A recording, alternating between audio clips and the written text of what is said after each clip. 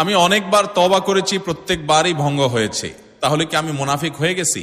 না ভাই, তওবা হওয়ার পর তওবা ভেঙে যাওয়াটা অস্বাভাবিক নয়। আপনারা খুশি হবেন শুনে, আমাদের রব আল্লাহ রাব্বুল আলামিনের একটা গুণবাচক নাম হলো তাওয়াব। কি নাম ভাই? তাওয়াবের মানে জানেন? আল্লাহু আকবার। রিপিটেডলি, বারবার যিনি বান্দার তওবা কবুল করেন। এই জন্য ভাই, একবার গুনাহ হয়ে গেছে, আল্লাহর কাছে তওবা করেছেন, চেষ্টা করছেন যে আর যেন না হয়, কিন্তু আবার শয়তান কাত করে ফেলে দিয়েছে, আবারও তওবা করে ফেলবেন এবং দুর্বল হবেন না। এখানে ইবলিস আপনাকে বলবে, তুই এতবার একই কাজ করে তওবা করছস আল্লাহর কাছে, আবার কোন মুখে তওবা করবি, থাক বাদ দে। আপনার তওবা থেকে দূরে সরাবে। এটা হলো শয়তানের সবচেয়ে বড় অস্ত্র। কখনো নিরাশ হওয়া যাবে না। তওবা আগের বারের চাইতে পরের বারটা আরো স্ট্রং করবেন, যে ঠিক আছে আগের বারটা তওবা আমি দুর্বল ছিল, এটাকে আরো স্ট্রং করব, চেষ্টা করবো না ইনশাআল্লাহ।